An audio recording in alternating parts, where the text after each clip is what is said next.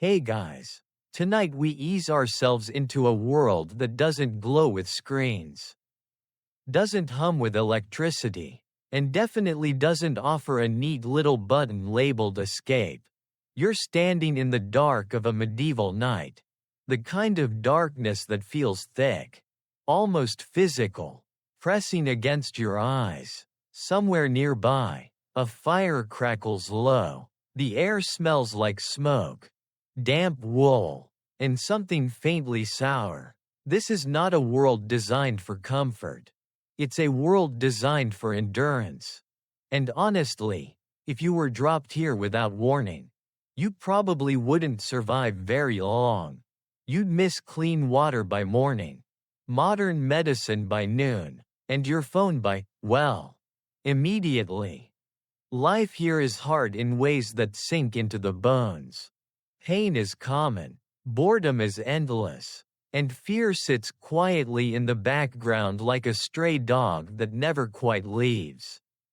So it makes sense, perfect, human sense, that people look for ways to soften the edges, to blur reality just enough to make it bearable, to feel lighter, warmer, or simply less here. That urge isn't modern, it's ancient. And tonight, you're going to drift through the medieval ways people chased that feeling.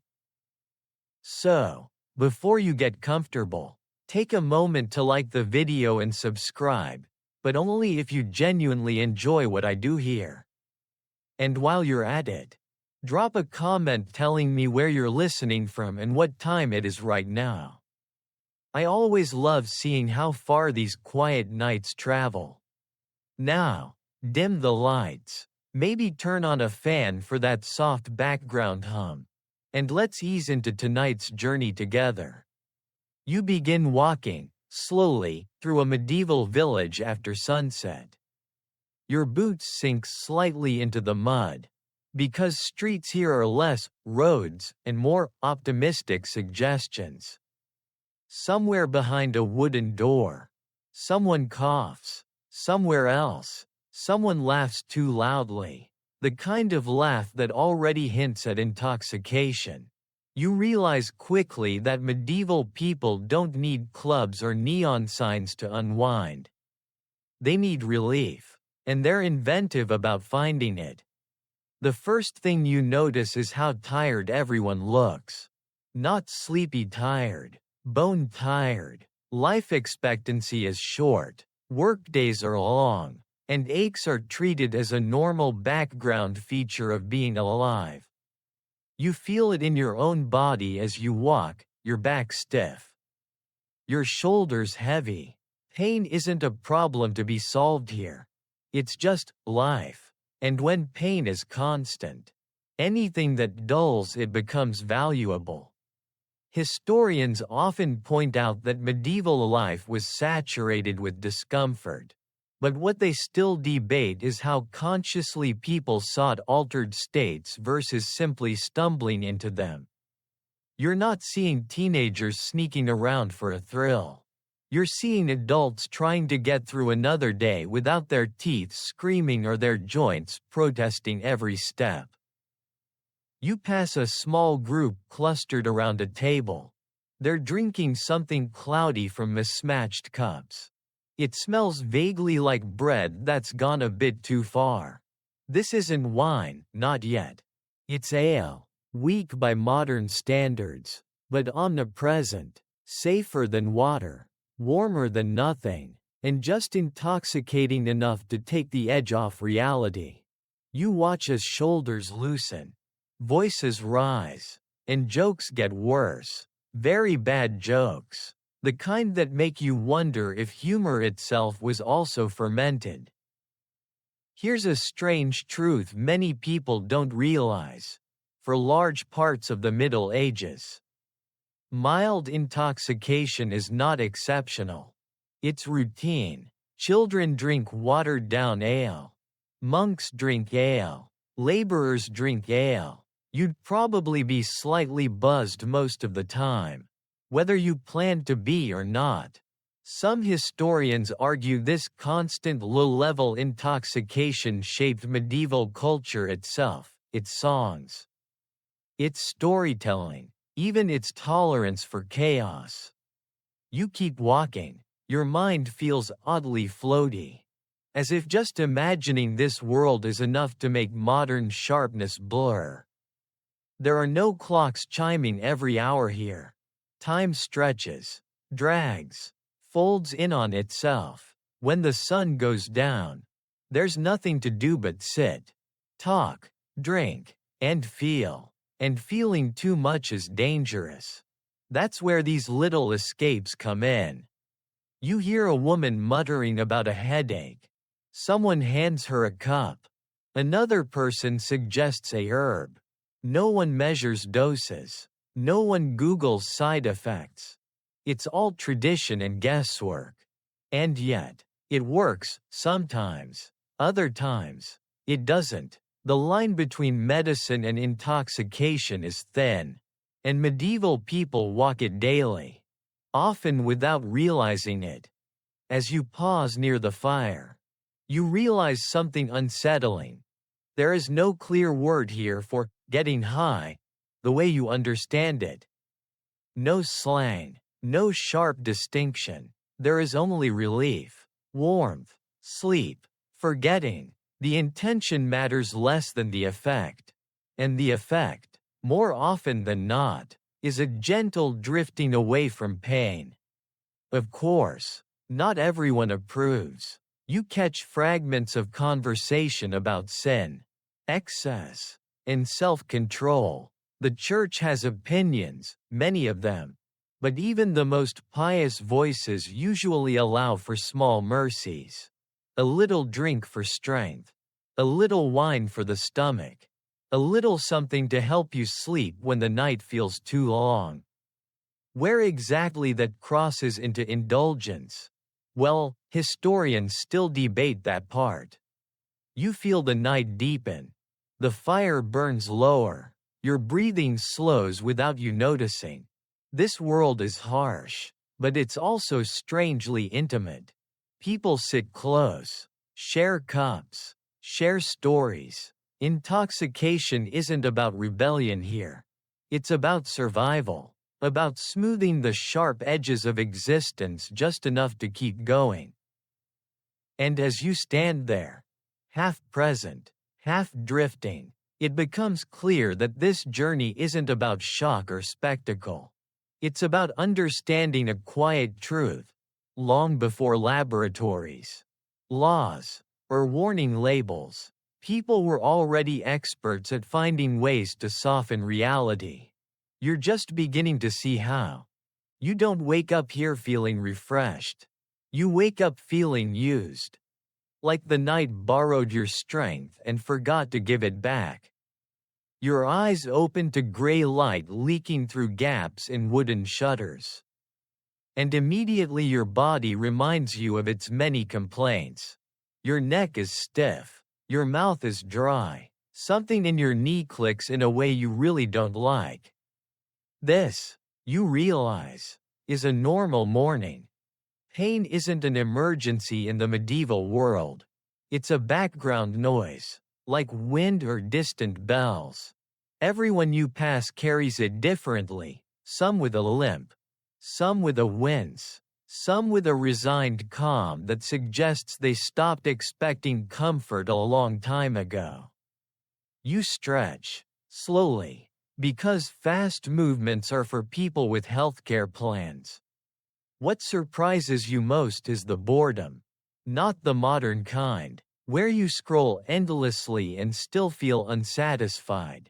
This is heavier, thicker. Long hours with nothing to distract you but repetitive labor and your own thoughts. Fields don't care about your feelings. Spinning wool doesn't spark joy. And when the sun sets, there's no entertainment except conversation, drink, and whatever stories your tired brain can still assemble. This combination, pain and boredom, is potent. Historians widely agree that it shaped medieval daily life. But what they still debate is how much it drove people towards substances that altered mood and perception. You get the sense that this wasn't about thrill-seeking. It was about coping, about pressing pause on discomfort when pause buttons didn't officially exist. You follow a group heading toward their work, and the mood is muted. Nobody's singing, nobody's rushing. Someone jokes that their back hurts less after a few cups of last night's ale. Someone else says that's because they couldn't feel it at all. The laughter that follows is tired but sincere. Gallows humor. Minus the gallows, for now. A lesser-known truth drifts into focus.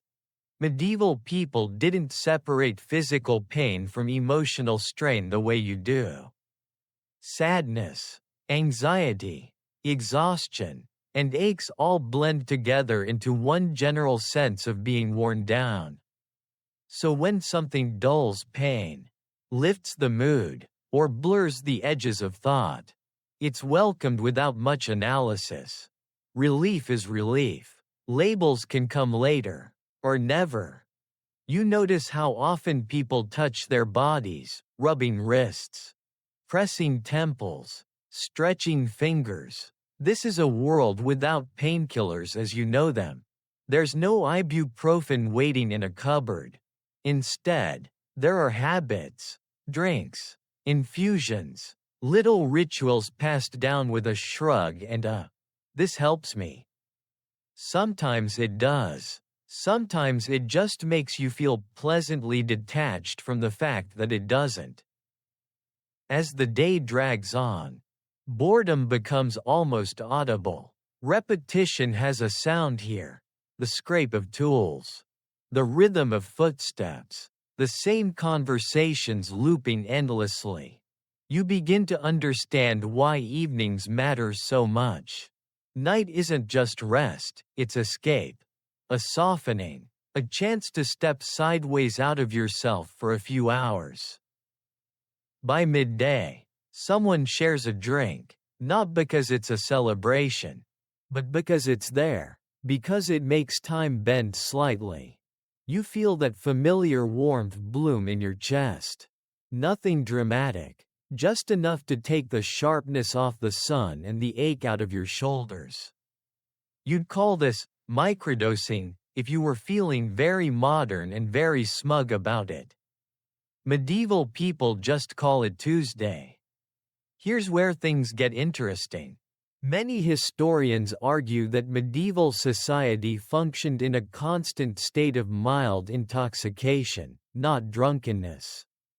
But something softer, a gentle fog, a social lubricant. Others push back, saying we exaggerate how altered people really were. The truth, as usual, sits somewhere uncomfortably in between. And that's the part they're still arguing about. You overhear someone complain about their thoughts racing at night. Another suggests a drink before bed. A third mentions a plant that quiets the mind. No one asks how.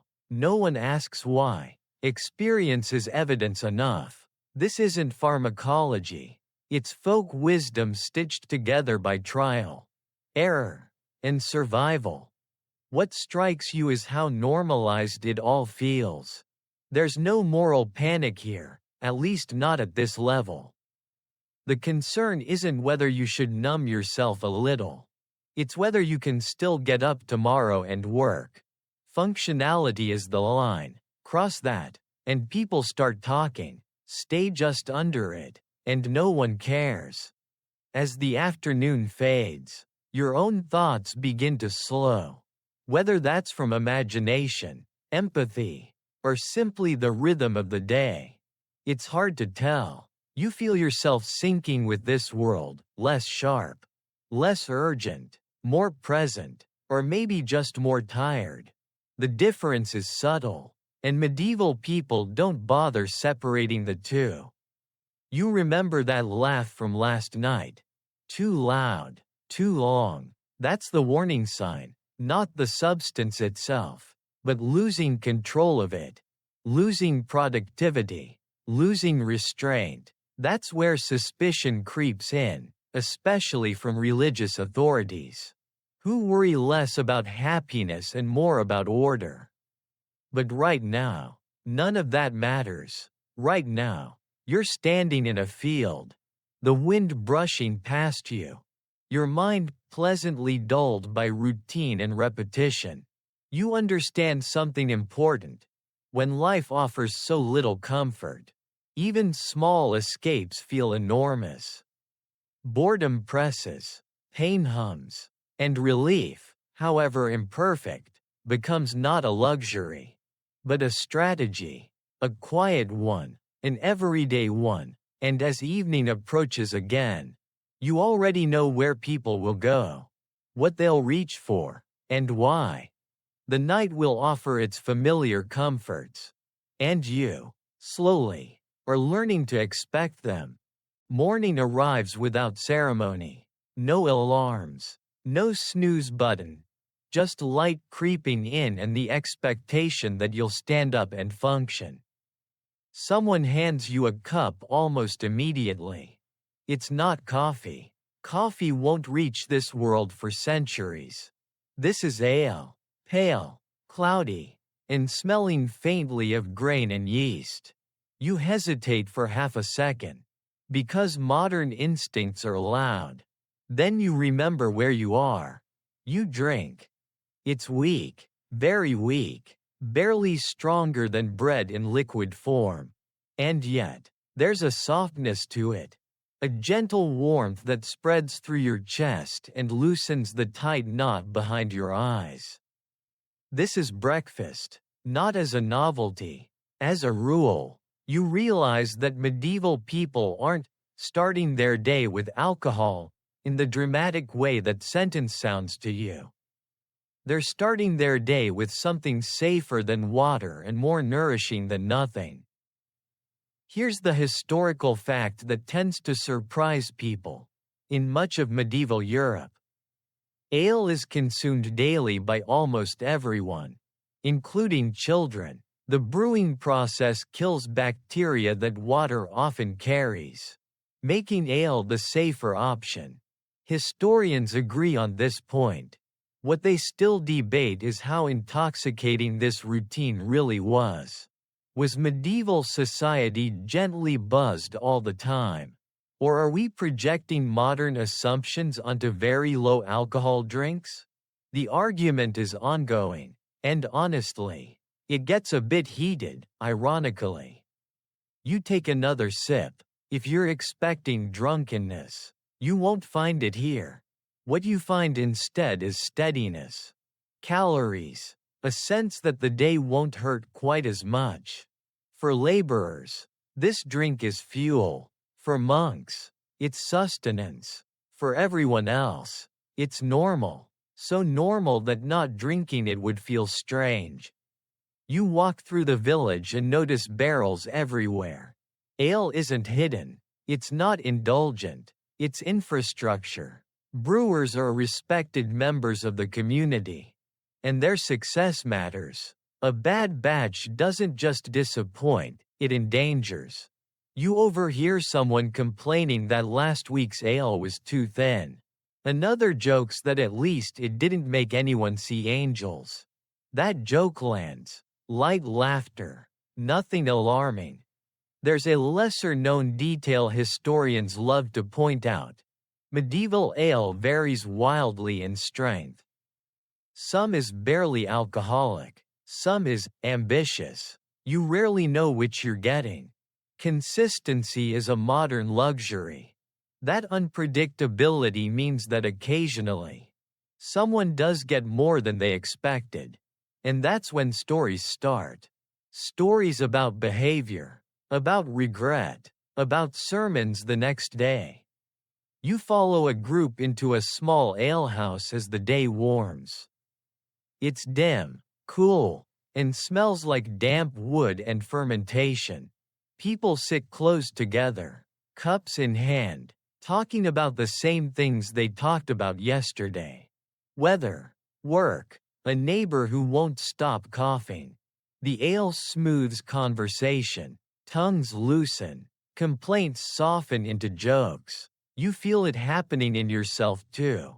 Words come easier. Time slows. Modern comparisons slip into your mind uninvited. This feels less like shots at a bar and more like that second drink at a long dinner, the one that makes you lean back and think, okay, this isn't so bad. Medieval people live here, in that space, far more often than you expected. Of course, not everyone approves equally. You catch a passing comment about moderation, about keeping one's senses intact. The church tolerates ale, largely because opposing it would be a losing battle. Even monks drink it, sometimes a lot of it. There are records of monasteries brewing their own, often stronger versions, justified as nourishment, liquid bread, they call it, conveniently. Historians still argue about how self-aware medieval people were about intoxication. Did they recognize the mental shift? Or did it feel like simply being human? You suspect the latter. When a sensation is constant, it stops feeling remarkable. It becomes baseline, and anything above that baseline feels like excess, even if, by modern standards, it barely registers. As the afternoon drifts by, you notice how ale shapes the rhythm of the day. It punctuates work, marks breaks, signals rest. It's not about escaping reality completely. It's about making reality tolerable, smoother, less sharp around the edges. And in a world full of sharp edges, that matters. You finish your cup and set it down. No drama, no spinning room, just a mild glow and the sense that you could keep going. That's the goal, not euphoria, function, survival with a hint of comfort. As you step back outside, sunlight warming your face, you understand something quietly profound. For medieval people, getting high often isn't about going up. It's about staying level, about keeping life from dropping too far below manageable. And tomorrow morning, someone will hand you another cup.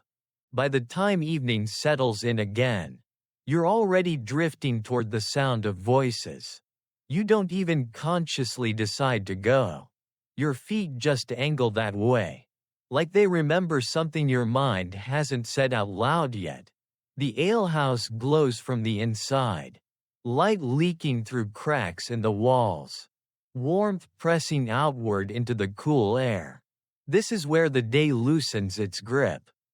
Inside, the noise hits you first. Not chaos, just density. Conversations overlap. Laughter bumps into arguments that aren't really arguments. Someone slaps a table for emphasis and immediately regrets it because, yes, splinters are a thing. You squeeze onto a bench, shoulder to shoulder with strangers who feel oddly familiar already. Ale is past. You drink. Again.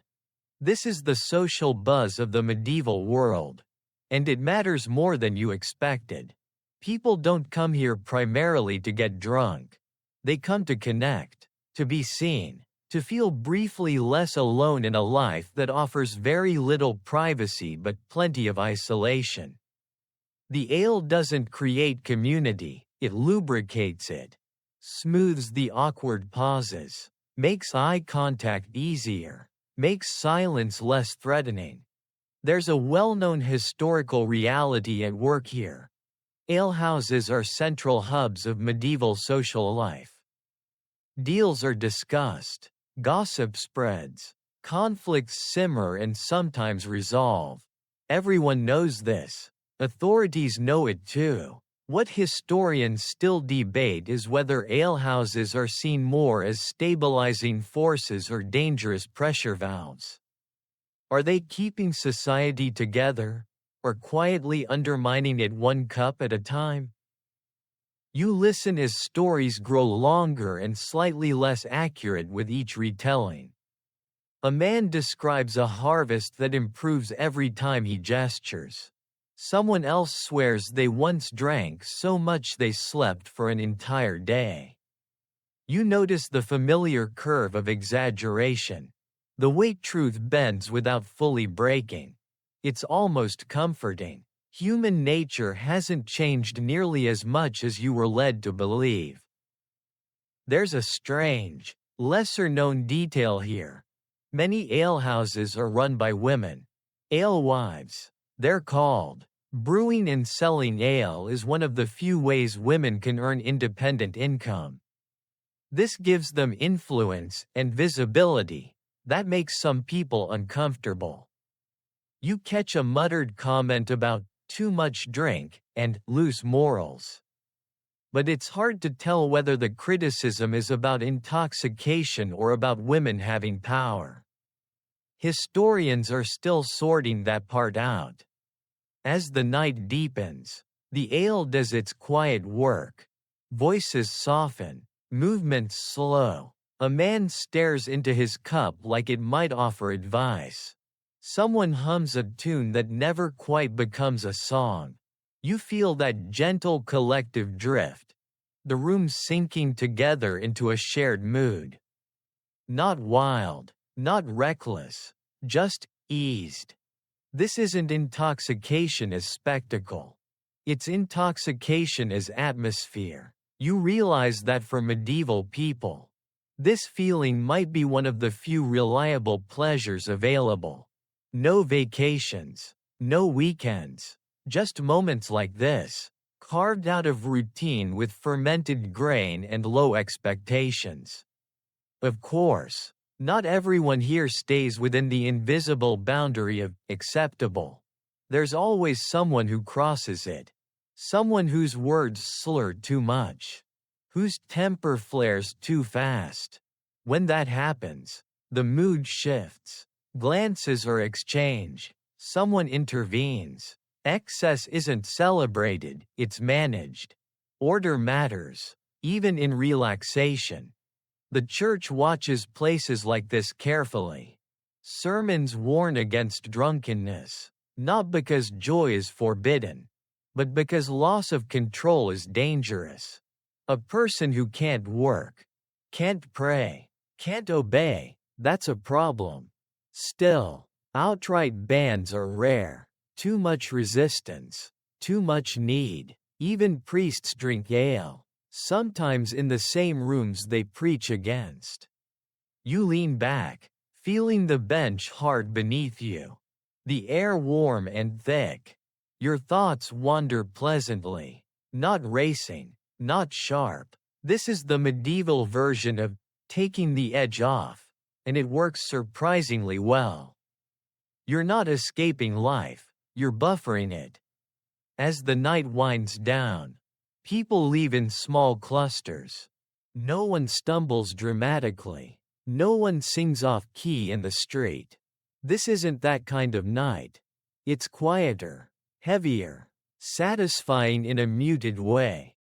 You step outside again, the cool air sobering but not unpleasant. The village feels softer now, less hostile. The darkness doesn't press quite as hard. You understand something important. In a world with few comforts, shared intoxication isn't about excess. It's about balance. And tomorrow, when pain and boredom return, as they always do, people will remember this feeling. And they'll come back for it. You notice them before you expect to. Not because they're secretive, but because they're oddly calm.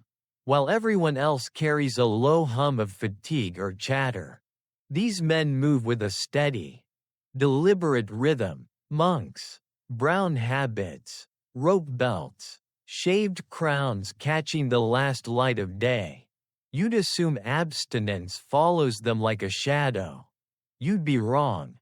You step closer to a monastery courtyard as evening settles in, and there it is again. That familiar smell. Grain, yeast, something warm and faintly sweet.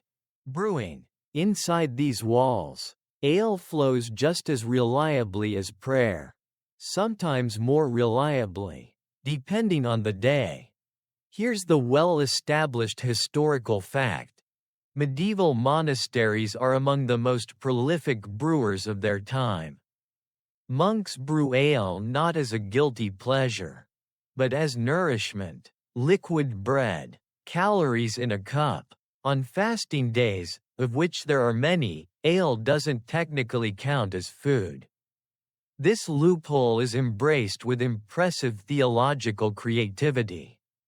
You watch a monk lift a cup, sip slowly, thoughtfully, no rush, no shame. The drink relaxes him just enough to soften the body without dulling the mind.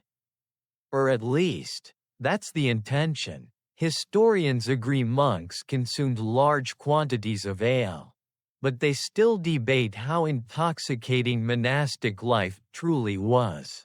Some argue it was mild and functional. Others suspect certain abbeys were ambitious in their brewing. A lesser-known truth surfaces here. Monasteries often brew different strengths of ale for different people. Stronger ale for guests, weaker ale for daily use. Special batches for holidays. This isn't accidental intoxication, it's controlled, managed, almost optimized. You might say monks were early pioneers of dosage, minus the lab coats. You follow the rhythm of the monastery day. Prayer, work, drink, prayer again. The ale fits neatly between duties, smoothing transitions, making long hours of copying manuscripts or tending fields slightly more bearable. You imagine your own concentration stretched over candlelit pages. Ink smudging, eyes aching. Suddenly that cup makes perfect sense. There's gentle humor in this contradiction. Men sworn to restraint quietly sipping their way through barrels of ale. Not to rebel, but to endure. And when sermons warn against excess, they usually mean other people's excess. The monk's intake is framed as necessity, which, conveniently, it often is. Some critics at the time notice this. Satirical writings poke fun at drunken monks. Jokes circulate. You hear echoes of them in the village too. Laughter travels fast. Still, monasteries remain respected. Their brewing skills are admired. Their ale is trusted. In a world where bad water kills, monks provide something safe and comforting. Historians still debate whether monastic brewing influenced wider drinking culture or simply reflected it. Did monks normalize daily intoxication? Or were they just part of an already saturated society? No clear answer. Only records. And a lot of empty barrels. As night deepens, you feel a familiar calm settle in. The kind that makes thoughts slow and breathing even out. You realize something subtle. Medieval intoxication often hides behind respectability. It wears robes. It quotes scripture.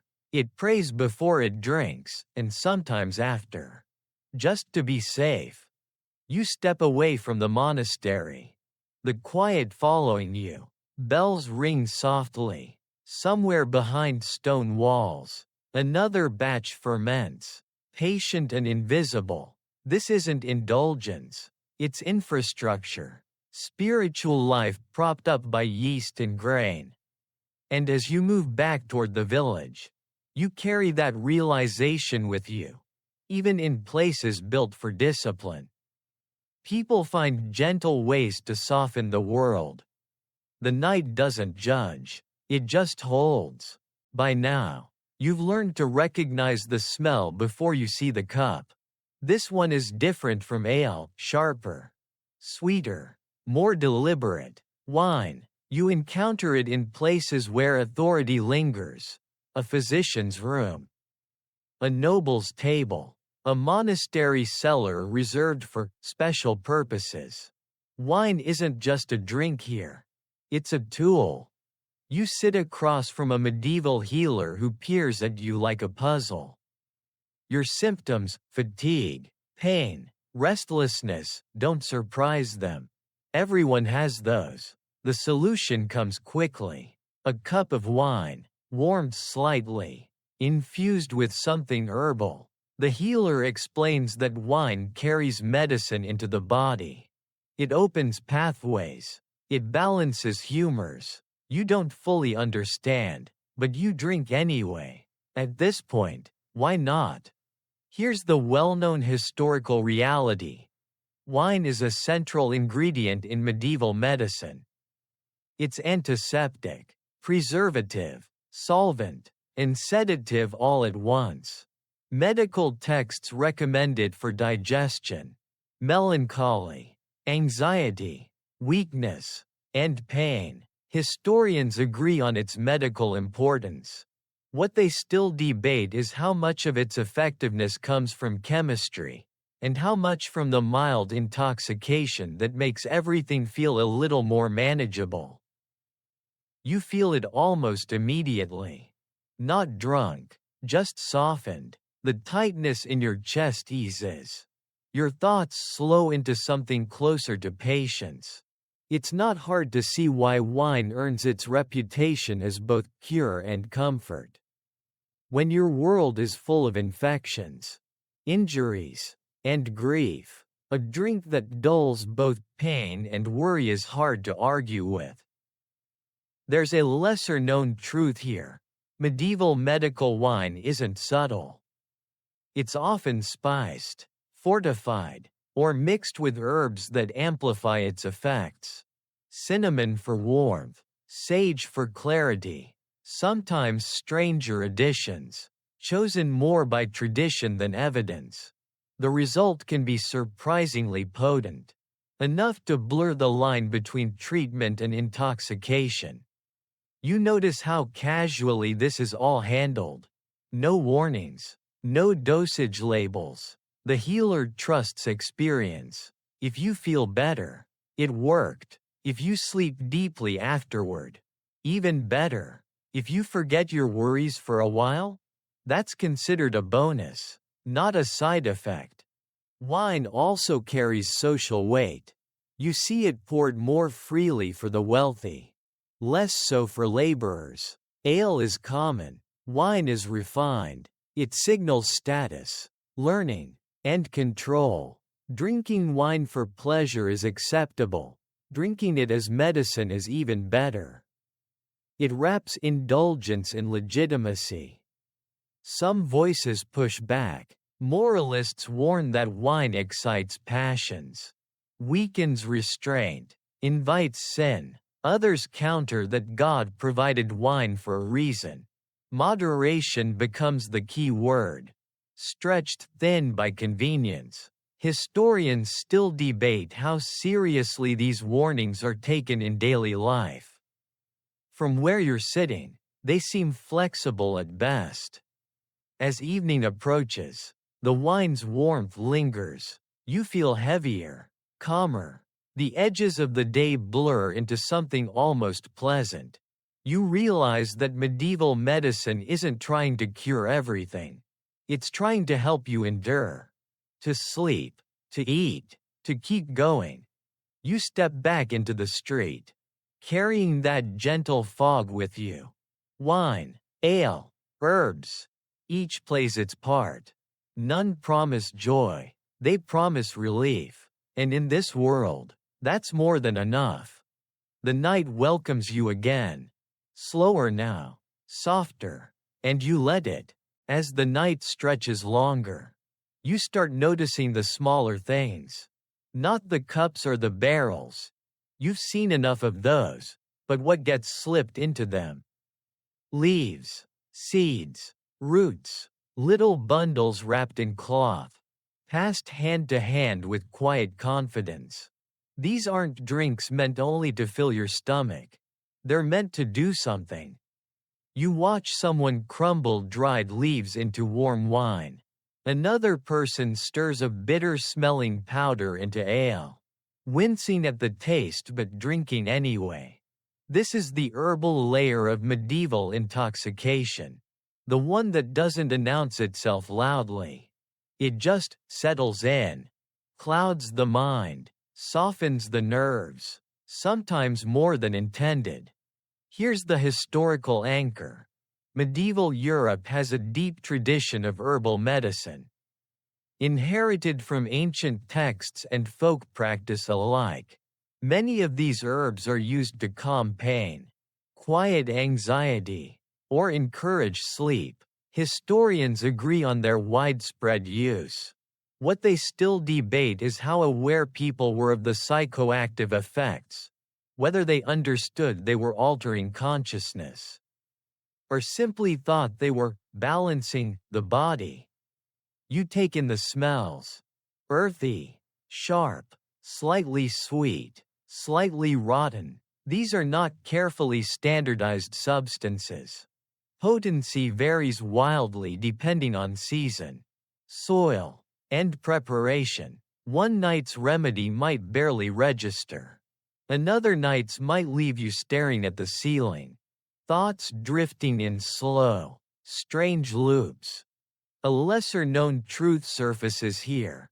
Many medieval herbs have real sedative or hallucinogenic properties. Even in small amounts, people don't have the language for neurotransmitters or receptors, but they know patterns. This one makes you sleepy. That one makes dreams vivid. Too much of this and you won't enjoy the experience.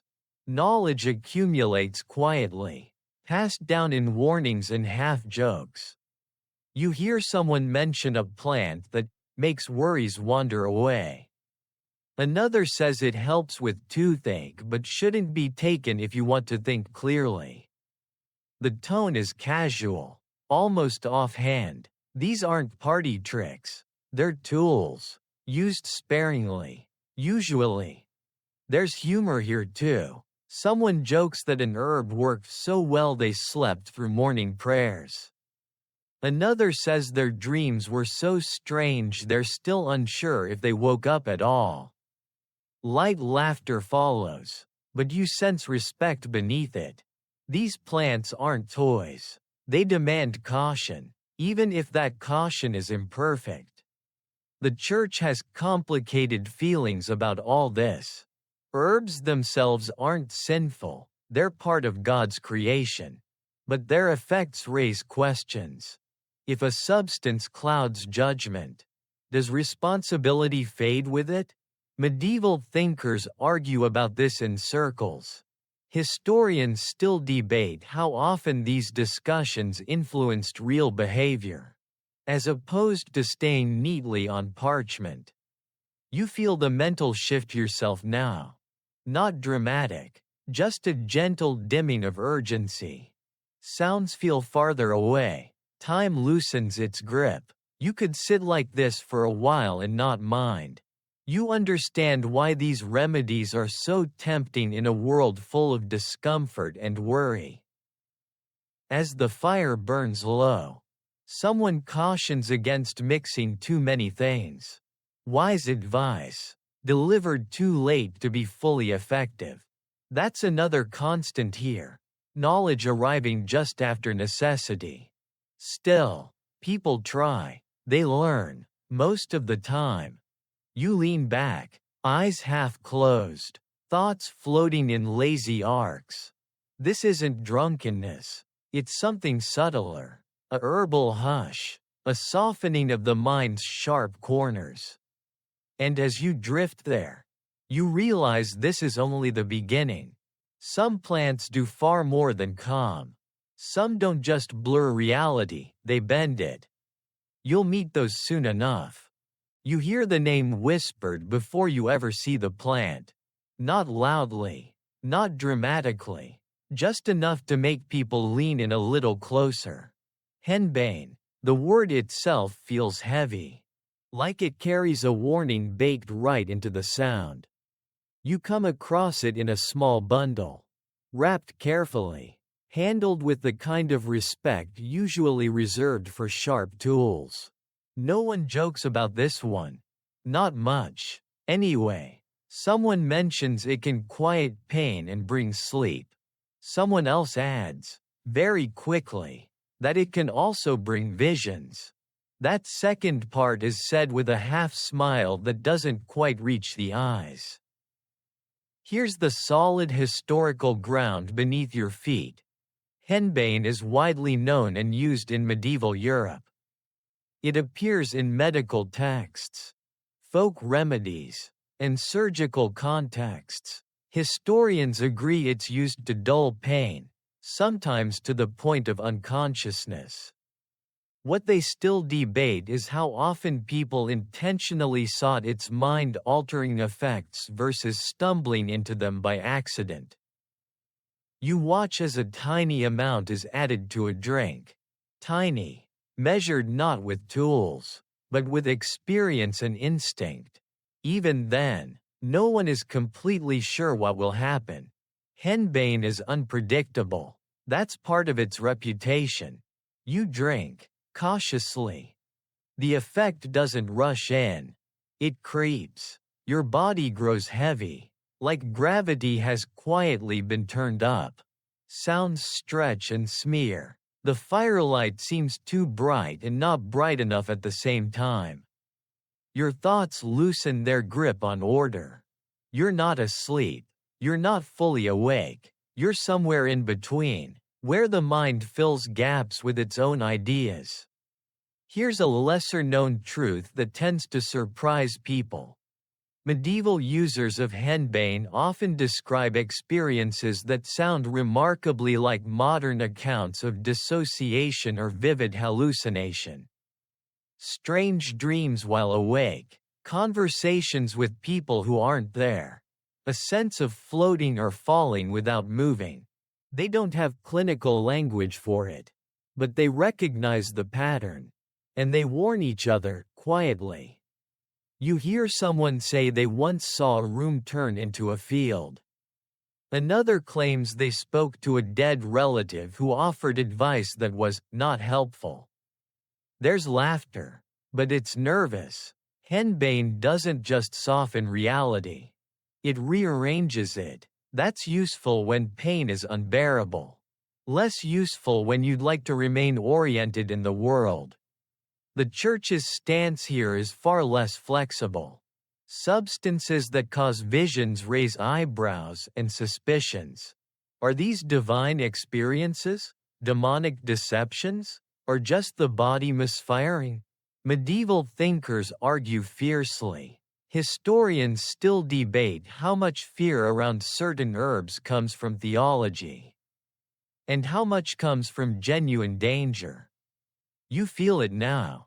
Time has stopped behaving. Moments stretch thin, then snap back. Your body feels distant, like it belongs to someone else who has temporarily stepped away. You're calm, but it's not the cozy calm of ale or wine. It's colder, stranger. Someone checks on you. A hand waves in front of your face. You respond slowly, but correctly. That's good. That means you're still here. That matters more than comfort now. As the effect fades, it leaves behind a foggy aftertaste in your mind. Not unpleasant, but unsettling. You understand why henbane is respected and feared in equal measure. It's not a daily escape. It's a last resort, a door you only open when nothing else works. Later, someone jokes that henbane makes dreams take over early. Another says it's like letting your imagination off its leash. You think of how easily that leash could snap. As you lie back, eyes closed, you realize something important. Medieval people don't draw a neat line between medicine, intoxication, and danger. They live in the overlap. Carefully, usually. And as your thoughts finally settle, one thing is clear. This is not the only plant capable of carrying you that far from yourself. You smell it before anyone names it. A faint sweetness drifting on the air. Heavier than herbs. Softer than wine. It comes from a small pouch. Carefully tied. Opened only when someone is truly hurting. Poppy. Not the bright red flower you picture instantly. But its dried head. Its sap. Its promise of rest. You watch as it's prepared slowly. Almost reverently. Crushed. Steeped. Mixed into a drink meant to be sipped. Not swallowed in a hurry. This isn't casual. This is for pain that doesn't respond to anything else. The kind that keeps people awake for nights on end. Staring into darkness and bargaining with their own bodies. Here's the historical anchor. Opium, derived from poppies, is known and used in medieval Europe, often through medical traditions inherited from the ancient world. Physicians prescribe it for severe pain, coughs, and sleeplessness. Historians agree on its presence and purpose. What they still debate is how widespread its use truly was, and how often relief quietly slid into dependence. You take a careful sip. The taste is bitter, almost floral, and then, nothing dramatic happens. No rush, no sparkle. Instead, the pain that's been humming in the background simply lowers its volume. Like someone turning down a dial you'd forgotten existed. Your body sinks into itself. Breathing feels deeper, slower, easier. A lesser-known truth emerges here. Medieval opium preparations vary wildly in strength. Without precise measurement, the difference between rest and risk can be dangerously thin. People know this. They talk about it in lowered voices. Just enough, they say, never more than you need. You feel warm now, heavy in a pleasant way. Thoughts drift but don't fracture like they did with henbane. This is different. This is comfort, the kind that makes the world feel far away but not distorted. Pain retreats. Anxiety follows. You understand immediately why this substance earns both gratitude and fear. Someone nearby mentions a man who took it too often, who needed more each time, who couldn't sleep without it anymore. The story isn't told with judgment. It's told as a warning. Historians still debate how medieval societies understood addiction without having a word for it. From the way these stories circulate, it's clear they understood the pattern, even if they couldn't name it. The Church's stance is complicated again. Opium is medicine. Medicine is permitted, but indulgence is suspect. Where that line falls depends heavily on who's asking and how much pain they're in. Moral certainty blurs quickly when suffering is real. As the night deepens, the poppy's effect carries you gently towards sleep. Dreams come easily, richly, sometimes strangely. Faces blend, places shift, nothing frightening, just unfamiliar. When you wake briefly, you feel disoriented but calm. That, you sense, is the trade-off. You realize something quietly profound. This is one of the strongest escapes medieval people possess. Not a celebration, not a social ritual, a private surrender, relief in its purest form. As the effect fades by morning, it leaves behind gratitude and caution. You understand why poppy fields are treated with respect, why their gifts are rationed, why stories follow them wherever they grow. Because some comforts are so effective that they ask for something in return. And medieval people, even without modern language, know a dangerous bargain when they feel one settling into their bones. By the time you hear about it, the story has already grown wings. Not literal ones, at least. Not physically, but the kind that lift rumors off the ground and carry them far beyond where they started. Someone whispers about a salve, an ointment, something rubbed onto the skin, not swallowed, not drunk, something that makes the body feel light, something that convinces the mind it has left the ground entirely. They call it a flying ointment. You don't see it prepared openly. This isn't ale passed across a table or wine offered by a healer.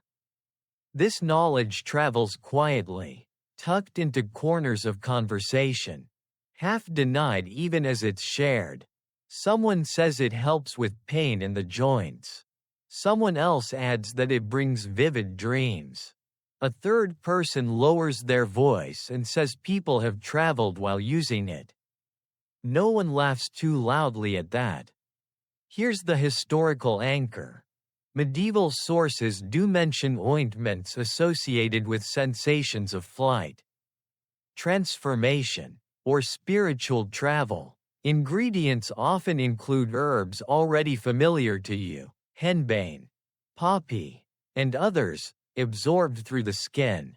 Historians agree these ointments existed. What they still debate is whether users believed they were literally flying, or whether the experience was understood as a powerful inner vision. You watch as a small amount is warmed and applied carefully, usually to areas where the skin is thin. No one rushes. No one jokes. This isn't social intoxication. It's solitary, intimate, the kind of experience you prepare for, even if you don't fully understand what's coming. The effect arrives slowly, like sleep pretending not to be sleep. Your body relaxes deeply, almost unnaturally so. Limbs feel distant, the room fades, and then, movement, not of muscles, but of perspective. You feel lifted, unanchored, carried along by a sensation that bypasses logic entirely. Here's a lesser-known truth that unsettles you. Many medieval accounts of these experiences are strikingly consistent. Feelings of flight, of traveling over familiar landscapes, of observing the world from above. Modern readers argue over interpretation, but medieval people don't seem confused about what they felt. They describe it with conviction, even if they disagree on what it meant. Some say it's a spiritual journey. Others warn it's deception. The Church, unsurprisingly, is deeply suspicious. Experiences that bypass prayer and doctrine tend to invite trouble. Historians still debate how much fear around these ointments comes from their effects, and how much from the threat they pose to religious authority. As the sensation fades, it leaves you drained, not frightened, just emptied, like you traveled a great distance without moving at all.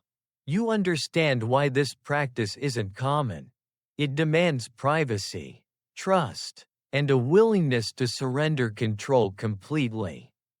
Later, someone jokes nervously that it's cheaper than a horse. Another mutters that it's safer not to talk about such things.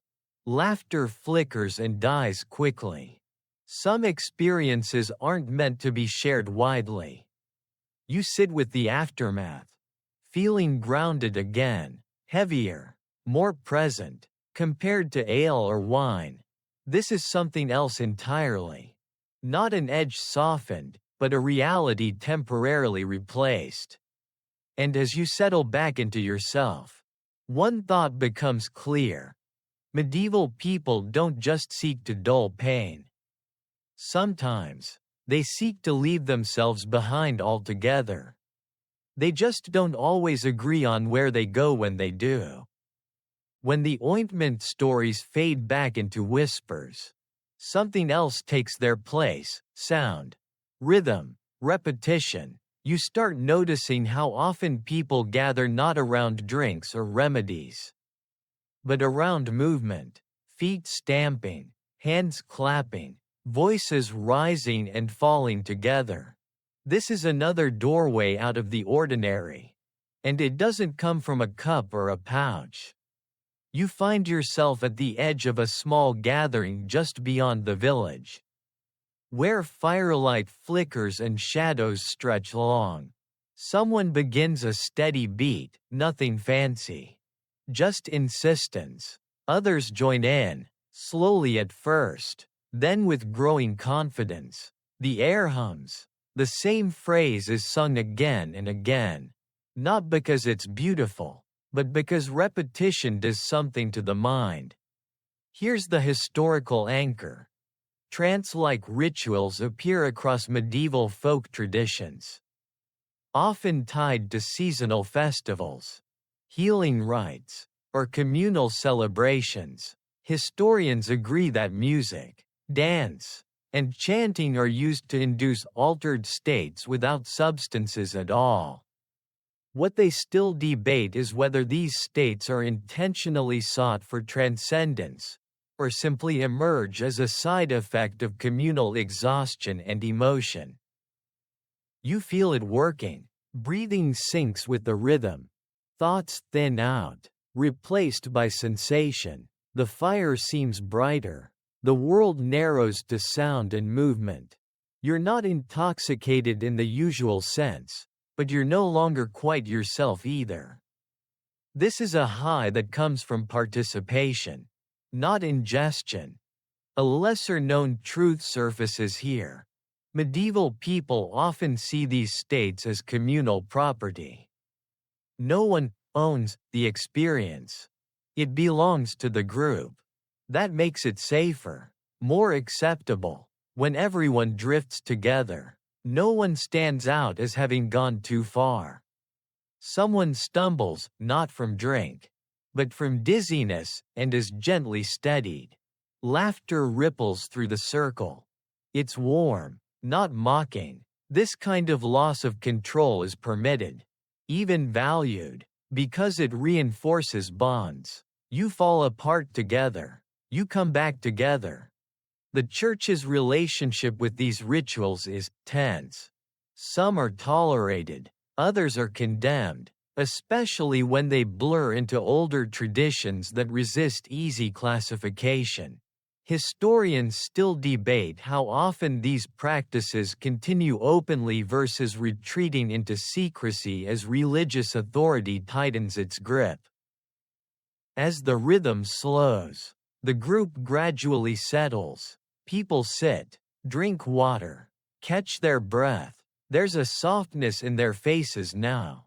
A shared afterglow. No hangover. No sermon tomorrow. At least not about this. Just the quiet satisfaction of having stepped outside ordinary consciousness together. You notice how similar this feels to the alehouse, to the herbal hush, even to the ointment's strange flight. Different paths, same destination, relief, release, a temporary loosening of the self. As the fire burns low, someone remarks that sleep will come easily tonight. They're right. The body is tired in a good way. The mind is quiet. You lie back and let the sounds fade. And it occurs to you, gently, that medieval people don't rely on a single way to escape. They layer them: sound, movement, substance, community. Because sometimes, the safest way to drift away is together. The shift is subtle at first. Less firelight, more candle glow, less dirt underfoot, more polished wood. You notice it in the way people stand a little straighter, laugh a little louder, and pretend not to be watching who's watching them. You've crossed into a feast, not a communal gathering, but a deliberate display. This is where intoxication wears jewelry. Long tables stretch across the hall, heavy with food and expectation. Meat glistens. Bread is stacked high. Cups are filled and refilled before anyone can ask. Wine flows more freely here than ale ever did in the village. And it's stronger too, not because it needs to be, but because it can be. Here's the historical anchor. Medieval feasts are central to noble life, serving political, social, and symbolic purposes. Excess is not a flaw here, it's a feature. Historians agree that feasting includes heavy drinking as a marker of status. What they still debate is how controlled that excess truly is, whether nobles are masters of indulgence, or simply better shielded from its consequences. You take a seat among people who don't work with their hands. Their bodies show it, their laughter comes easier, their complaints are different. Too much heat, too little spice, a cup that isn't full enough. Wine loosens tongues quickly, and you hear alliances forming and fraying in real time, lubricated by alcohol and ambition. There's a lesser-known truth hiding beneath the silk and ceremony. Nobles are expected to drink. Refusing can be seen as suspicious, weak, rude. Intoxication here isn't about relief from pain, it's about performance. You drink to show confidence, to signal generosity, to prove you belong. The wine does its work. Faces flush, voices rise. Someone tells a joke that's funnier because everyone's already halfway there. Someone else laughs a little too hard and pretends it was intentional. This is intoxication with an audience. And it demands balance. Too sober, and you're dull. Too drunk, and you're dangerous. You notice servants watching carefully. Cups are managed. Guests are guided away from embarrassment before it fully blooms. Excess is allowed, but only for those who can afford to lose face without losing power. Historians still debate how much of noble decadence is real, and how much is curated theater.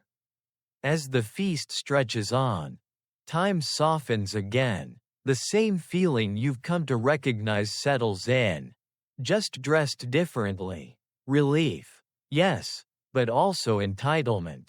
This intoxication isn't about survival. It's about elevation, about feeling separate from the weight everyone else carries. Eventually, the hall quiets, not because people are tired, but because they're full, in every sense. The wine lingers, warm and heavy, pulling thoughts into slower orbits. You feel it too, a reminder that intoxication doesn't care about class, only context. As you rise to leave, you realize something quietly unsettling. The methods differ, but the goal doesn't. Whether in mud or marble, people reach for the same softening of reality. They just call it different things. By the next morning, the hall is empty, scrubbed clean of excess and echoes. But outside the walls, something else is gathering: noise, color, and the kind of anticipation that hums under the skin.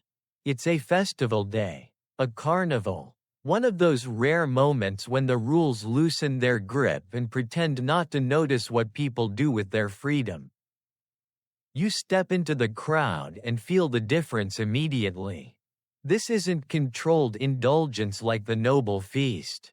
This is sanctioned chaos. Masks, crude costumes, bells sewn onto sleeves. Someone shouts a joke that would absolutely not survive a sermon.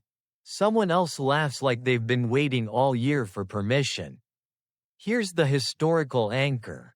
Medieval carnivals and feast days are officially recognized events tied to the calendar, often preceding periods of religious austerity. Drinking, excess, and misbehavior are expected. Historians agree these festivals function as pressure valves for society. What they still debate is whether carnival truly subverts authority, or actually reinforces it by keeping rebellion temporary and contained. Ale flows freely here, stronger than usual, supplemented by wine and whatever else people can get their hands on. You see herbs mixed in, more boldly than on ordinary nights. Today, caution takes a holiday. Someone declares they're drinking for next week too. Judging by their cup, they might succeed. A lesser-known truth emerges as you watch the crowd. Carnival intoxication isn't just tolerated, it's performative. People exaggerate drunkenness, stagger on purpose, play roles they'd never dare assume otherwise. You see peasants mock nobles, fools crown themselves kings, and laughter roll through the crowd like a physical force. It's not just about feeling good. It's about feeling different. You feel it yourself. The noise, the movement, the constant stimulation. It creates a kind of intoxication even before the drink takes hold. Add alcohol, and the edges blur fast. Time jumps. Conversations loop. You lose track of where you are. Then laugh when you remember again. Someone spills a drink on your sleeve and apologizes with a bow so exaggerated it nearly knocks them over. Comedy gold. Very medieval. Of course, this freedom has boundaries. You notice guards on the edges, pretending to be invisible. Violence is discouraged. Real rebellion is not invited. Historians still debate how often Carnival crosses that line, and how quickly authorities step in when laughter turns sharp. There are stories, too, passed around like trophies. Someone claims they drank enough once to forget their own name for a day. Another insists they saw a man dance until sunrise without stopping. You suspect exaggeration, but only slightly. Carnival encourages myth-making. Memory bends here as easily as rules. As evening deepens, the intoxication shifts. Less frantic, more heavy. People sit on the ground, sharing cups, voices dropping. The earlier wildness settles into something slower and thicker. This is the aftermath high, the one that makes limbs feel distant and thoughts feel optional. You realize that Carnival offers something unique, intoxication without consequence. Or at least, the illusion of it. Tomorrow, order returns. Hangovers are personal. Regrets are private. Today, excess belongs to everyone. As the last songs fade and the crowd thins, you feel that familiar calm again. Relief, wrapped in noise and permission. You understand now why these days matter so much. They don't just break routine, they make routine survivable. And as you drift away from the emptying square, one thought lingers gently. Sometimes, getting high isn't about substances at all. Sometimes, it's about being allowed.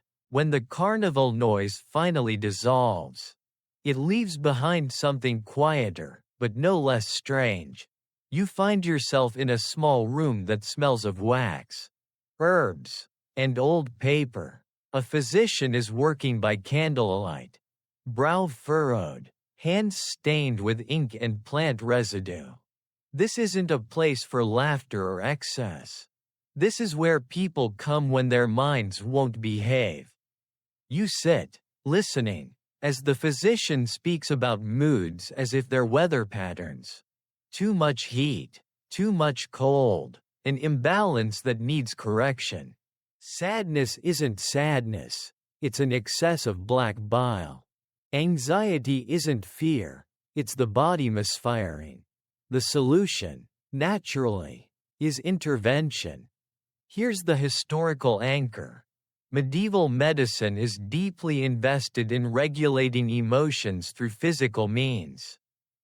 Guided by humoral theory, substances are prescribed not only to treat illness, but to adjust temperament. Historians agree that mood alteration is an explicit medical goal.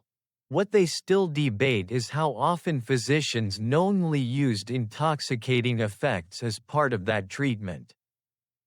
You watch as a mixture is prepared. Wine again, of course. But altered, strengthened, warmed, infused. The physician explains that this will lift the spirits, make thoughts less heavy. You drink, and sure enough, the weight you've been carrying seems to lighten, even if nothing in your life has actually changed. A lesser-known truth surfaces here. Medieval doctors regularly observe the psychological effects of their treatments and record them carefully. They notice when patients become calmer, more talkative, more relaxed. They don't call it intoxication. They call it balance restored. Intent matters.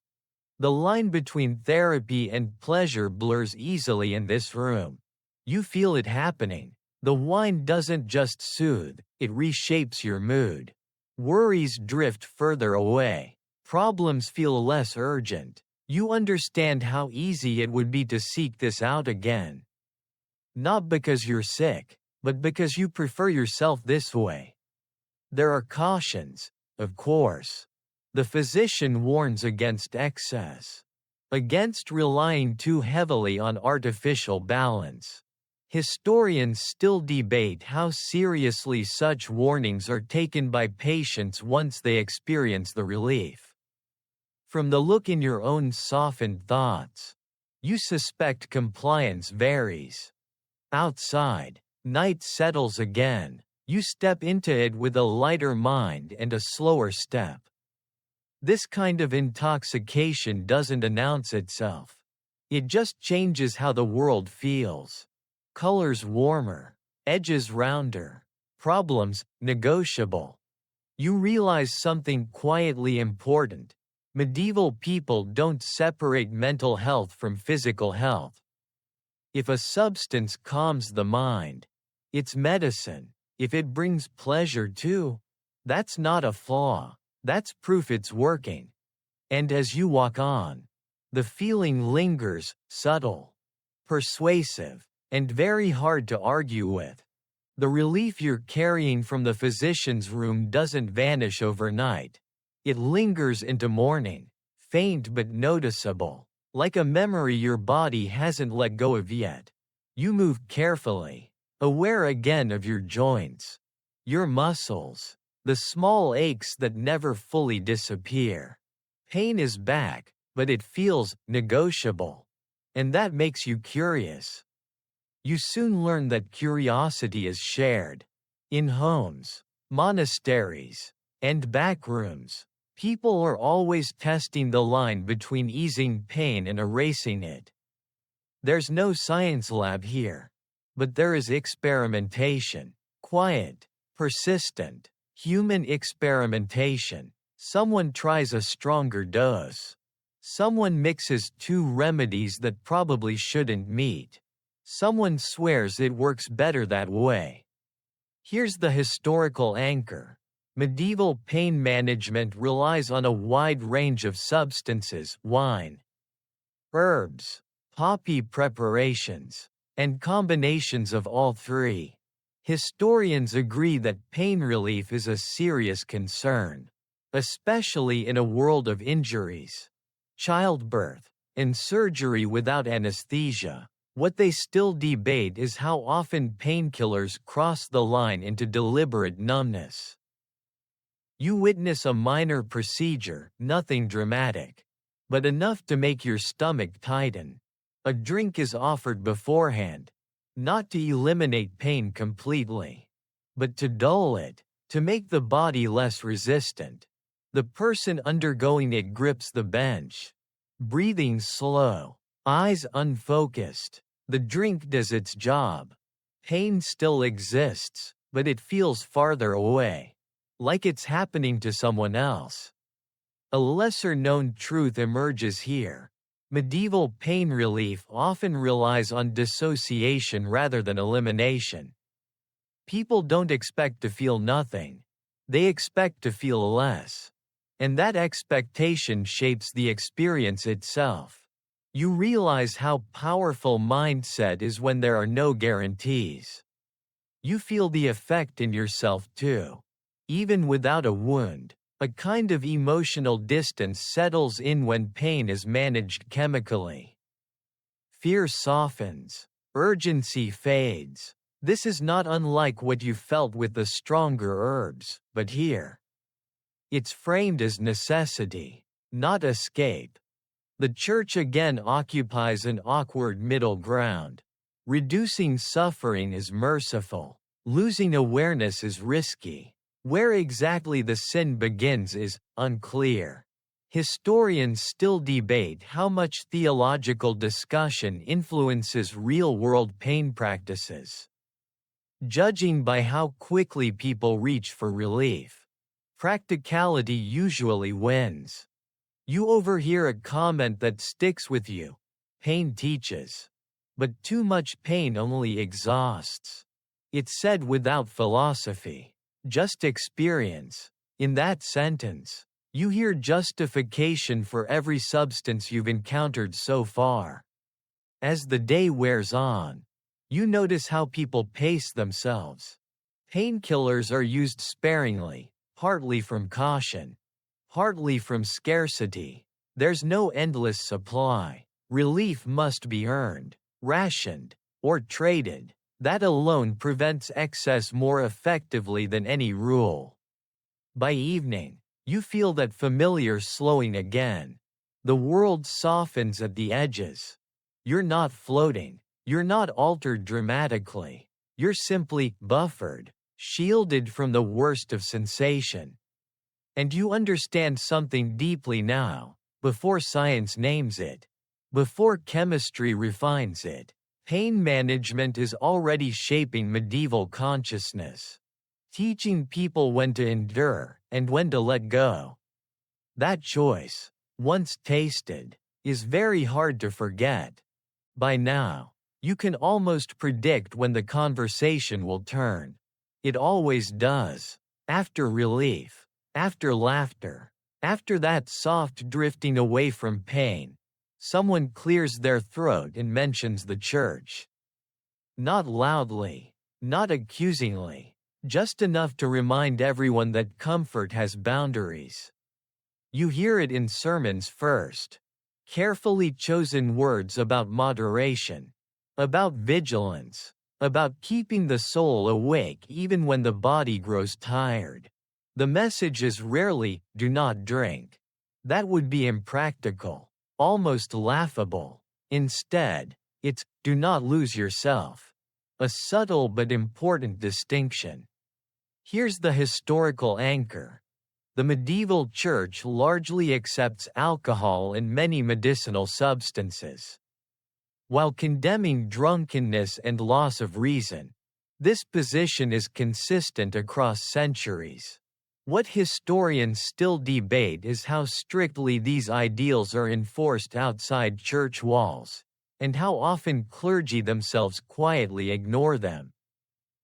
You watch a priest drink ale without hesitation. He blesses the cup first, which somehow changes everything. Intoxication becomes acceptable when wrapped in ritual. Wine, after all, is sacred. Ale is nourishment. Herbs are God's creation. The problem isn't the substance, it's surrendering control to it. That idea, control, comes up again and again. To be drunk is not just to feel good, it's to risk disobedience. A person who can't think clearly might speak out of turn, skip work, question authority. That's the real danger. Historians still debate whether moral concern or social order motivates these teachings more strongly. Standing where you are, the difference feels academic. A lesser-known truth surfaces here. Medieval confession manuals include questions about excessive drinking. But they're surprisingly flexible. Context matters. A feast day isn't judged the same as a workday.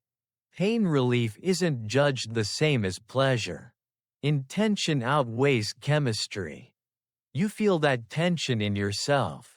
You've drifted, softened, sometimes deliberately, sometimes accidentally. None of it feels rebellious.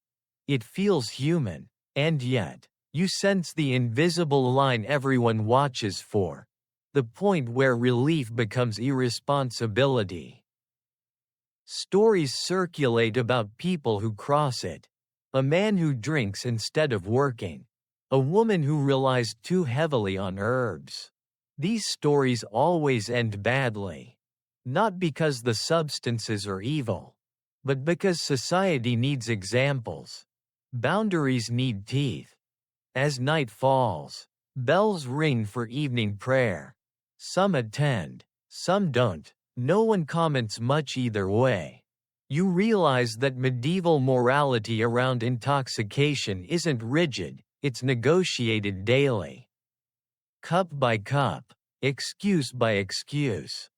You sit quietly, feeling the calm settle again. The church isn't trying to erase escape. It's trying to manage it, to keep it predictable, contained. And as you listen to distant chanting blend with village sounds, one thought becomes clear.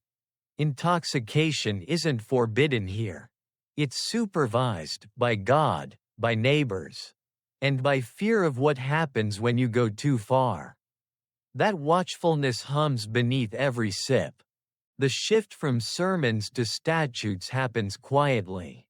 No dramatic announcement. Just a new rule murmured into existence. Then enforced as if it had always been there. You notice it first in the way people lower their voices when talking about certain drinks.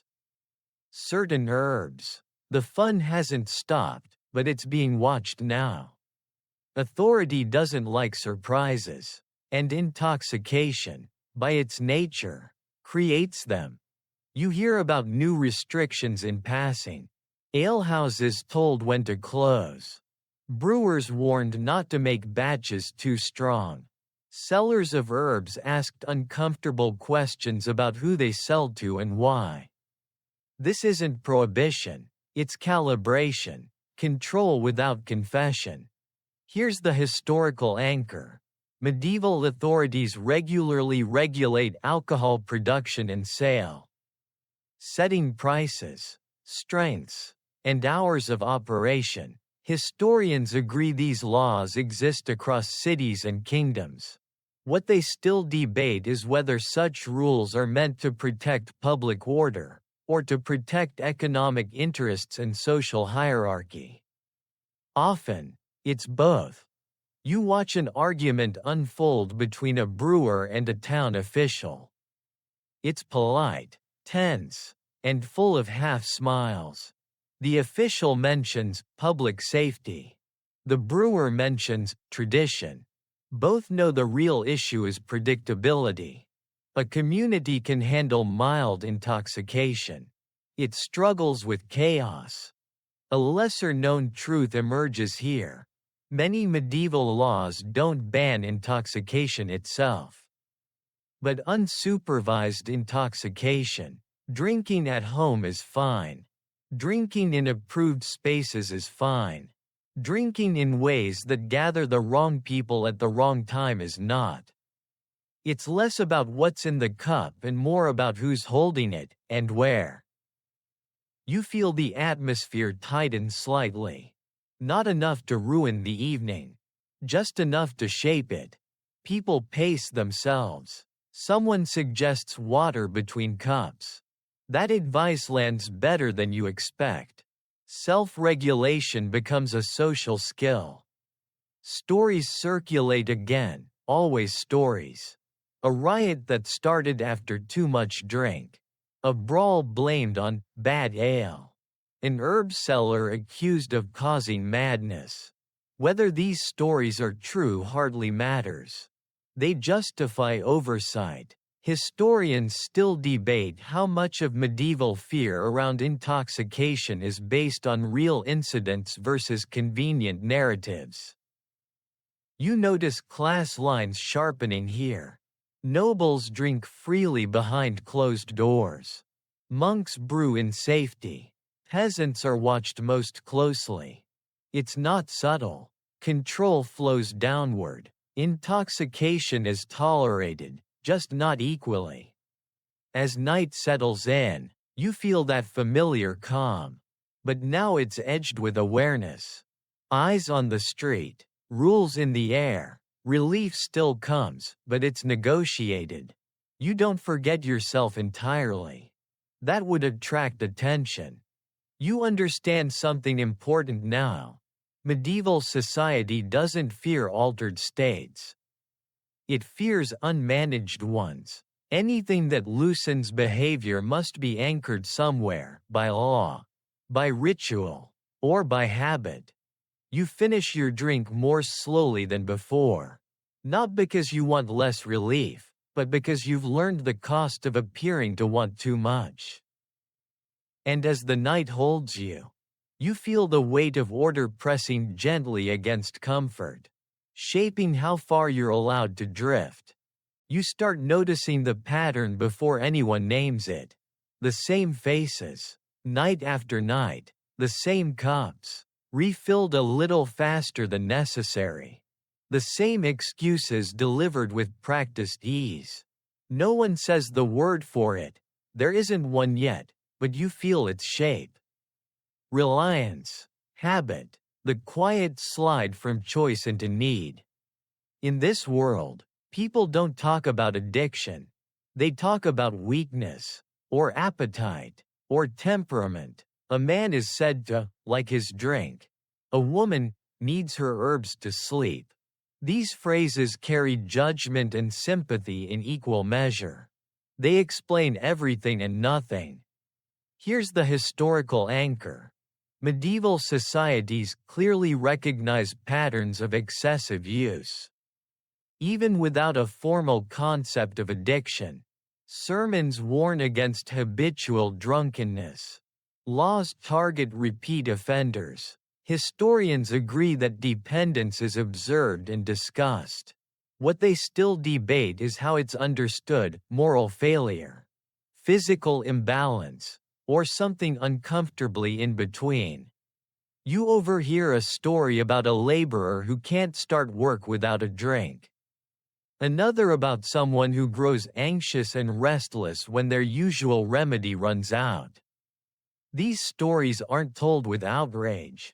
They're told with resignation, as if everyone knows how easily relief can turn demanding.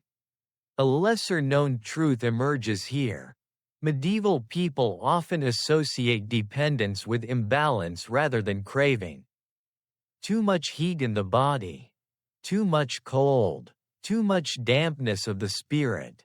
The solution isn't abstinence, it's correction. Switch drinks. Change herbs. Adjust routines. Sometimes it helps. Sometimes it just reshuffles the problem. You feel a faint echo of it in yourself.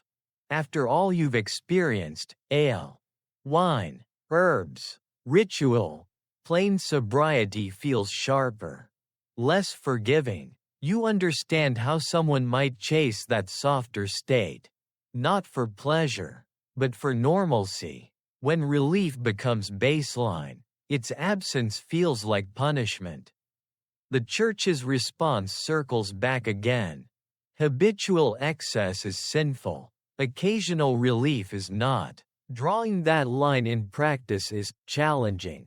Confession manuals ask how often you drink, not whether you do. Frequency matters. Dependence shows itself in repetition.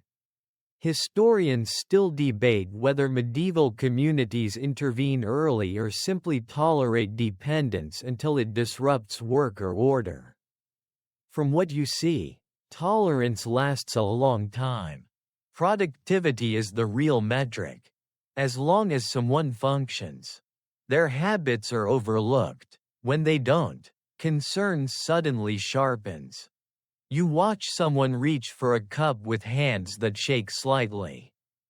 Not enough to cause alarm. Just enough to notice. Someone else notices too and pretends not to. Silence is its own kind of management. As night settles in, you feel the familiar calm again, but now it's layered with understanding.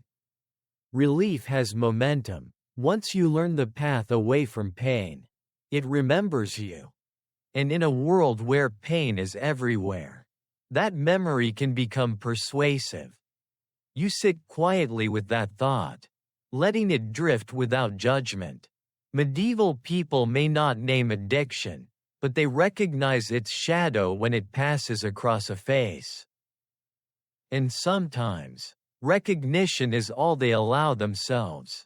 Once you start paying attention, you see the divide everywhere. Not just in clothes or speech, but in escape. Who gets which kind, how often, and with how much forgiveness attached. Intoxication, you realize, follows class lines as faithfully as land ownership. You walk through the village again, slower this time, noticing patterns you missed before. Laborers drink ale because it's available, filling, and expected. Their relief is communal and visible. Everyone sees when they've had enough. Nobles drink wine behind walls, poured by servants, excess absorbed into privacy. Their intoxication is quieter and therefore safer. Here's the historical anchor. Access to intoxicating substances in the Middle Ages is deeply shaped by social class. Ale is universal. Wine is stratified. Certain herbs and preparations circulate unevenly. Historians agree on this divide. What they still debate is whether class protects people from the consequences of excess, or merely hides them better. You watch a poor man scolded for being drunk in public. Not violently, just firmly. His behavior reflects badly on everyone like him. Meanwhile, you remember the feast, the slurred jokes, the flushed faces, and how none of that carried public consequence. Intoxication isn't judged equally. It never is. A lesser-known truth surfaces here. Medieval laws around drunkenness are often enforced selectively. The same behavior means different things depending on who performs it. A peasant's loss of control is disorder. A noble's loss of control is indulgence. The difference isn't chemistry, it's power. You feel the weight of that settle in. Relief, it turns out, is also a privilege, not the feeling itself, but the freedom to feel it without punishment. You begin to understand why some forms of escape stay hidden, whispered about instead of shared. Privacy becomes a kind of protection. Even religious framing shifts with class. Wine as sacrament, ale as sustenance, herbs as necessity for the sick. The same substance changes meaning depending on who touches it. Historians still debate how consciously this hierarchy is maintained, but its effect is obvious in daily life. As evening comes, you notice where people gather. The poor in open spaces, the wealthy behind doors, both chasing the same softening of reality, but with very different margins for error. One mistake costs dignity. Another costs nothing at all. You sit with a group sharing ale, listening to stories you've heard before, and you realize something quietly bitter. When escape is scarce, it becomes precious, and when it's precious, it becomes policed. The drink warms you, the world softens, but the awareness remains. Not everyone gets to drift the same distance. Not everyone gets to come back untouched. As night settles in, you carry that truth with you. Medieval people don't just inherit pain differently. They inherit permission. And that, more than any substance, shapes how far they're allowed to go. By now, You've heard the stories so many times they start to blur together. Tales told by candlelight, retold with a little more confidence each time. Someone drank something and saw angels. Someone else took an herb and spoke in riddles for a day. Someone swears a neighbor flew over the fields and came back before dawn. You've learned to listen differently now, not for truth or lies, but for shape. Myths grow best where memory is soft. Here's the historical anchor. Medieval accounts of intoxication and altered states are often filtered through storytelling, exaggeration, and moral framing. Chroniclers, preachers, and everyday people alike reshape experiences into cautionary tales or marvels. Historians agree these stories exist everywhere. What they still debate is how much they reflect real experiences, and how much they are cultural amplifications layered over something far more ordinary. You notice how details shift.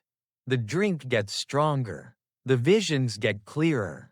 The consequences grow harsher. Each retelling sharpens the lesson. Don't take too much. Don't trust strange remedies. Don't forget who you are. These stories aren't meant to be accurate, they're meant to be useful. A lesser-known truth emerges here. Many medieval myths about intoxication borrow language from dreams and religious visions. Light, ascent, transformation. When people lack precise vocabulary for altered consciousness, metaphor steps in. Flight doesn't always mean flight. Seeing doesn't always mean seeing. Experience becomes symbol before it becomes memory. You hear one story that stands out. A man who drinks an herb meant for sleep and wakes convinced the world has ended. He prays. He weeps. By morning, he's fine. The teller laughs. But there's caution beneath it. The story isn't about the herb. It's about how fragile perception can be. Historians still argue over whether medieval people believed these stories literally. Some did, some didn't. Many probably hovered in between, enjoying the drama while respecting the warning. Belief isn't binary here, it's flexible, adjustable, like the stories themselves. You realize how useful exaggeration is in a world without dosage charts or safety labels. Fear travels faster than instruction.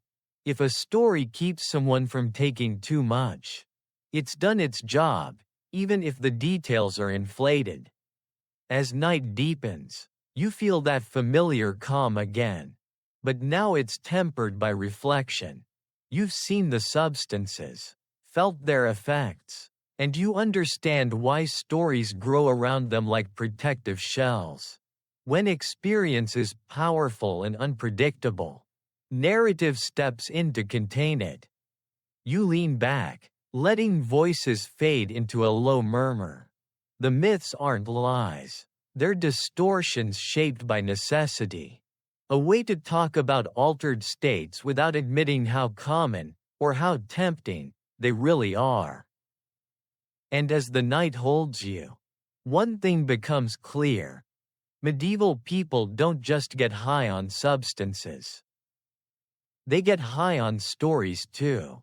You begin to notice a change in tone when people talk now. Less certainty. More phrases that trail off.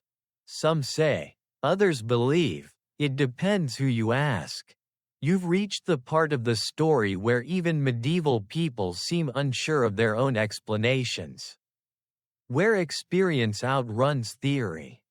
You sit with a small group listening to an argument unfold, not heated, just persistent. One person insists certain herbs open the mind to truths otherwise hidden.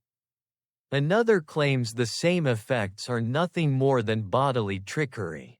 A third shrugs and says it doesn't matter, because the relief feels real either way. No one wins. The conversation simply drifts. Here's the historical anchor. Medieval scholars, clergy, and physicians actively debate the nature of altered states, whether they are spiritual, physical, or deceptive. Texts argue across centuries without resolution. Historians agree these debates exist and are serious.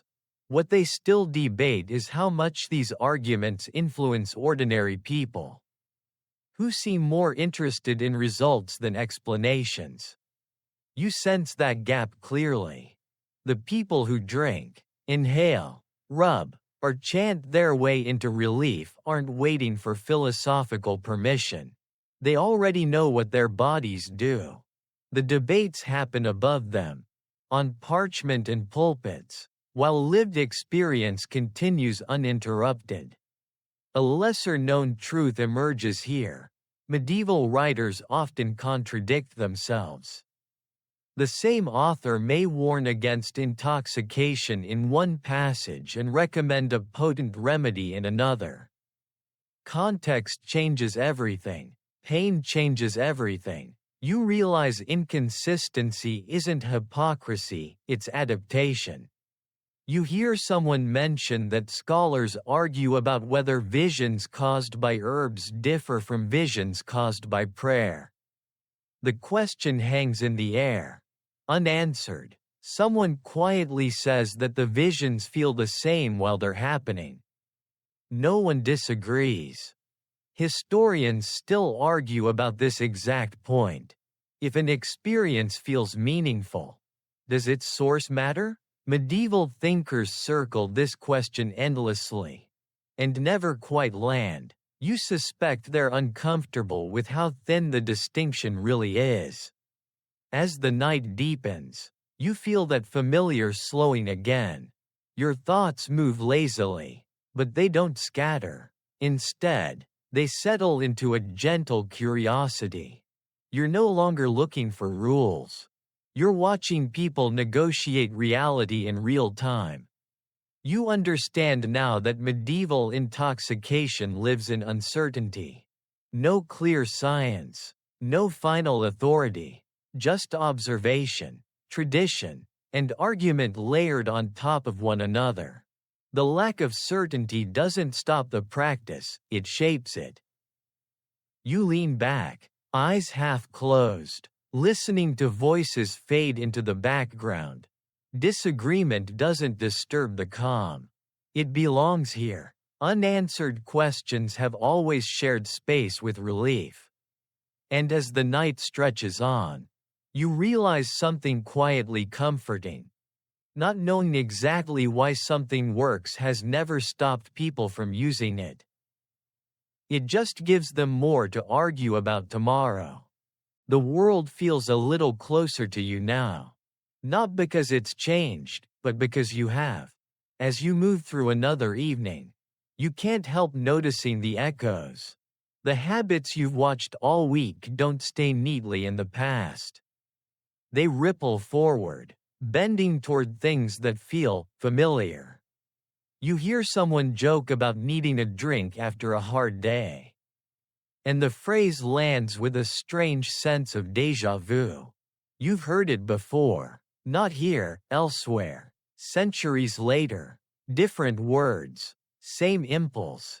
Relief doesn't age, it just changes its packaging. Here's the historical anchor. Many medieval practices around intoxication, daily drinking, medicinal mood-altering substances, communal escape, have clear parallels in modern behavior. Historians agree these continuities exist.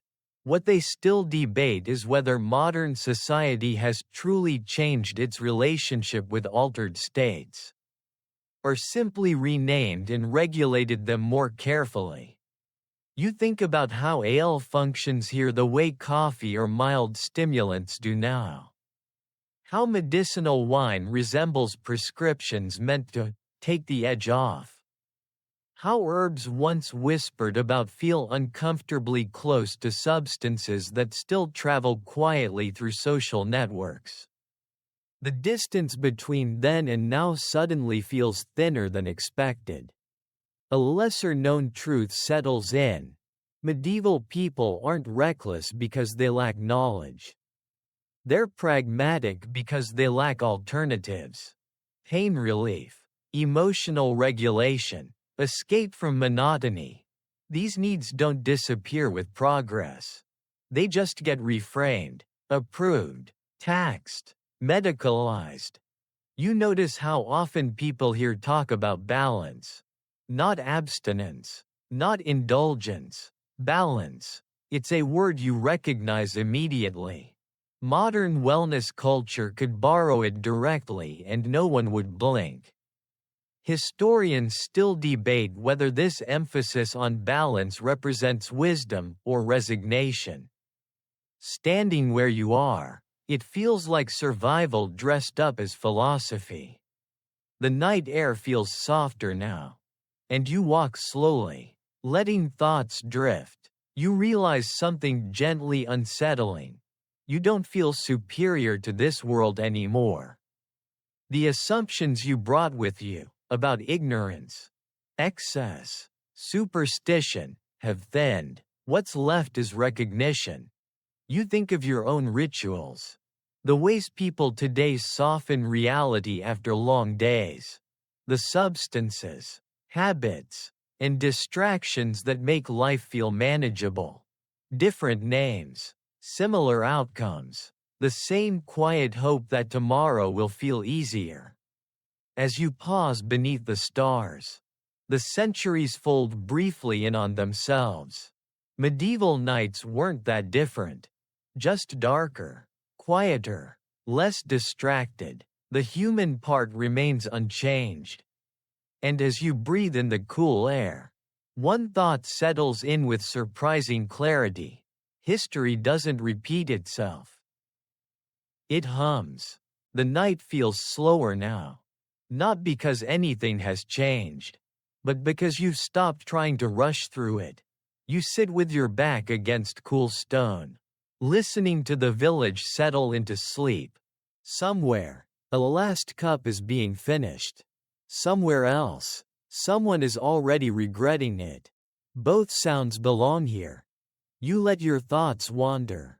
And they don't wander far. They circle back to the same realization. Again and again. None of this is strange. Not really. Medieval people don't seek intoxication because they're reckless or naive. They seek it because being fully present in a hard world, all the time, is exhausting. Relief isn't rebellion, it's maintenance. Here's the historical anchor that finally feels less like history and more like observation. Across records, eras, and regions, people consistently reach for ways to soften reality. Historians agree on that continuity. What they still debate is whether this impulse reflects weakness or wisdom. Whether it's an escape from life, or a way to endure it. You think back through everything you felt. The steady warmth of ale. The careful hush of herbs. The deep comfort of poppy sleep. The strange lift of ointments. The rhythm of drums. The permission of festivals. None of it was about chasing pleasure for its own sake. It was about adjusting the volume on existence. A lesser-known truth settles gently into place. Medieval people are far more intentional than their myths suggest. They pace themselves. They share warnings. They build rituals around dangerous substances. They argue, regulate, and adapt. This isn't chaos. It's negotiation between body and world, need and restraint. You notice how your own breathing has slowed, how your body has mirrored the pace of this place without you trying. That feels important. It suggests something quiet and persistent. The human nervous system hasn't changed much at all. Give it pain, boredom, and fear, and it will look for relief. Give it relief, and it will ask for boundaries. Historians still debate whether medieval people understood themselves as clearly as you do now. Sitting here, that debate feels unnecessary. Understanding doesn't always require explanation. Sometimes it's enough to recognize a feeling and respond to it carefully. You lean your head back and close your eyes. Images drift through your mind: cups, firelight, hands passing remedies without ceremony. None of it feels shocking anymore. It feels intimate, familiar, almost tender. And in that softness, you realize the most important thing of all. Medieval people weren't trying to get high. They were trying to get through. The night holds that thought for you. Gently, as if it understands. The darkness feels different now. Not heavier, quieter. As if the night itself has been listening and decided there's nothing more it needs to prove. You lie still, aware of the ground beneath you. The faint chill in the air. The distant sounds of a world slowly powering down without switches or screens. You think back over everything you've seen, and it arrives not as a sequence, but as a blur of sensations. Warmth in the chest, softened thoughts, laughter that comes easier, pain that steps back just far enough to let you breathe. None of it feels dramatic anymore. It feels practical. Here's the last historical truth you carry with you. Medieval people didn't separate survival from comfort as neatly as modern narratives suggest. Relief wasn't a luxury, it was a resource.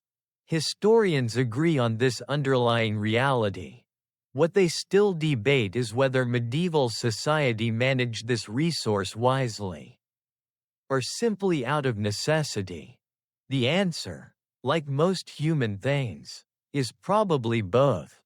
You realize how carefully people walked their narrow paths. Too much escape, and life unraveled. Too little, and it became unbearable. So they adjusted, night by night, cup by cup, story by story. No master plan, just attention. A lesser-known truth settles in gently at the end, for all the danger and uncertainty. Medieval people trusted their bodies more than you expected. They listened to how something made them feel. They remembered consequences. They warned each other. They didn't always get it right, but neither do you. Your thoughts slow now, stretching out, linking less urgently. The images you've carried begin to blur at the edges. Firelight dims, voices fade, even the idea of intoxication loses its shape, dissolving into something simpler. Rest. Not escape, not pleasure, just rest. You feel the night pulling its soft blanket a little higher, smoothing the edges of thought, lowering the volume on memory. The Middle Ages drift away, not with a sharp ending, but with a gentle exhale, like the final ember cooling in a hearth. And in that quiet, one last realization drifts through you. Slow and kind. The past doesn't judge how people coped. It just shows you that they did. Your breathing evens out. The world grows indistinct. Words lose their urgency and begin to stretch. Long and slow. Like a lullaby you don't need to understand to follow. Nothing more is required of you now. Nothing to learn. Nothing to remember. Just rest. End of script. Sweet dreams.